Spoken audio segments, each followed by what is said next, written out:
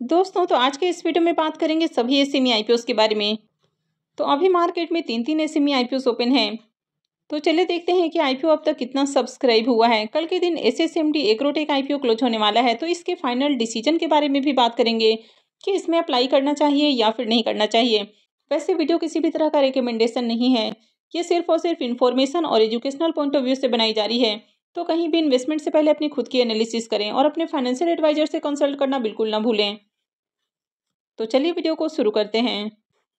पहले बात कर लेते हैं एसएसएमडी एग्रोटेक आईपीओ के बारे में।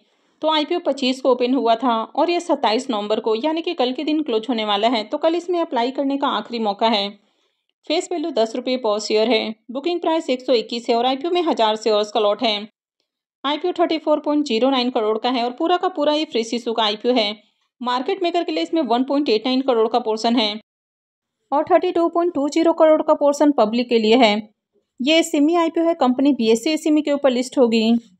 अब इस आईपीओ में रिजर्वेशन पोर्शन को देखें तो मार्केट मेकर के लिए आईपीओ में 5.54% का पोर्शन है, जबकि क्यूआईबीज के लिए आईपीओ में 0.96% का पोर्शन है, यानी कि 1% से भी कम का पोर्शन क्यूआईबीज के लिए है।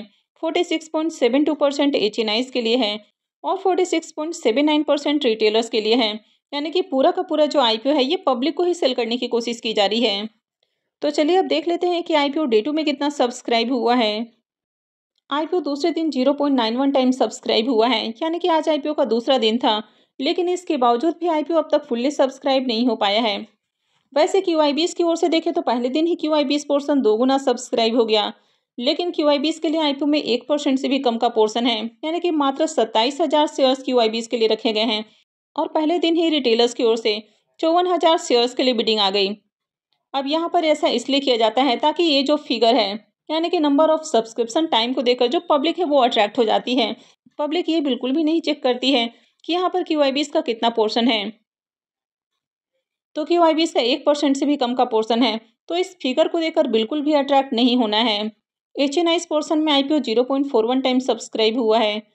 इसमें बिग एचएनआईज पोर्शन 0.13 टाइम और स्मॉल एचएनआईज पोर्शन में आईपीओ 0.99 टाइम सब्सक्राइब हुआ है। रिटेल पोर्शन फुल्ली सब्सक्राइब हो चुका है और ये 1.39 टाइम सब्सक्राइब हुआ है। रिटेलर्स की ओर से आईपीओ में 18,32,000 शेयर्स के लिए बिडिंग लग चुकी है और आईपीओ में अगर टोटल एप्लीकेशंस की बात करें तो आज आईपीओ का दूसरा दिन है और अब तक आईपीओ में मात्र 1065 एप्लीकेशंस ही लगा है, यानी कि अगर ओवरऑल डिमांड को देखें तो बढ़िया डिमांड नहीं है। अब इसके प्रीमियम को देखें तो इसका अभी भी ग्रे मार्केट में प्रीमियम ओपन नहीं हुआ है।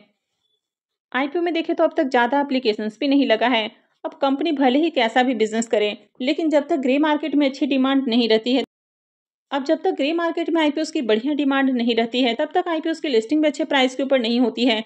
तो इसलिए जब तक आपको प्रीमियम अट्रैक्टिव देखने को न मिले, तब तक आईपीओ में अप्लाई करना काफ़ी रिस्की हो सकता है। और जिस तरह से आईपीओ में एलोकेशन देखने को मिल रहा है, तो यहाँ पर आईपीओ ट्रैप भी हो सकता है, यानी कि पब्लिक को ही आईपीओ सेल करने की कोशिश की जा रही है और ये जितने भी आईपीओस हैं ये एक्सपेंसिव प्राइस के ऊपर आते हैं, यानी कि रिटेलर्स को फंसाने की कोशिश की जाती है।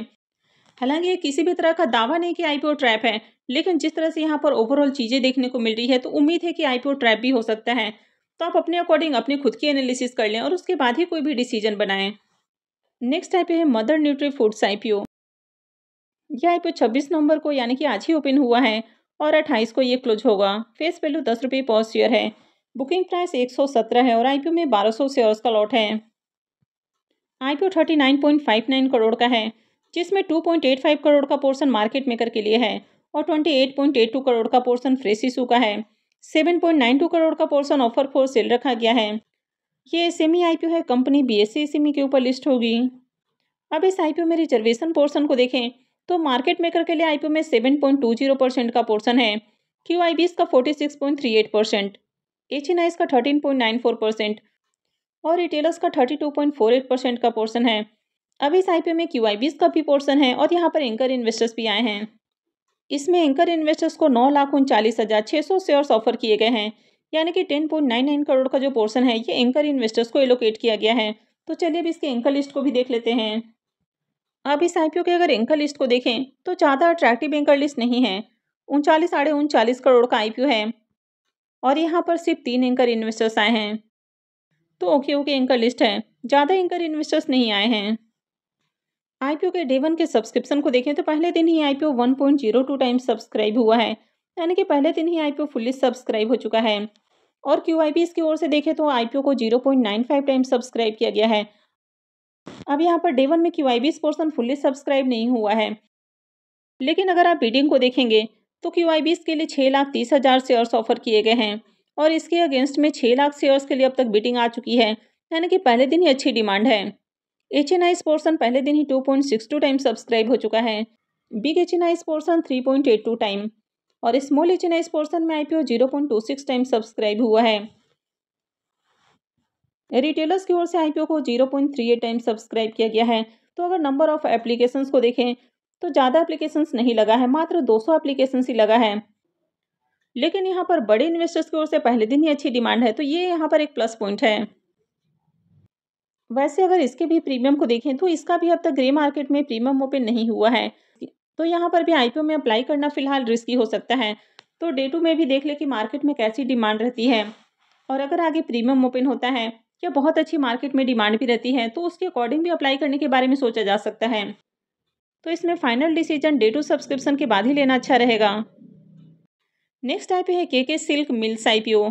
ये आईपीओ भी 26 नवंबर को यानी कि आज ही ओपन हुआ है और ये भी 28 को क्लोज होगा। फेस वैल्यू 10 रुपये पर शेयर है, बुकिंग प्राइस 38 है और आईपीओ में 3,000 शेयर्स का लॉट है। आईपीओ 28.50 करोड़ का है, पूरा का पूरा ये फ्रेश इशू का आईपीओ है।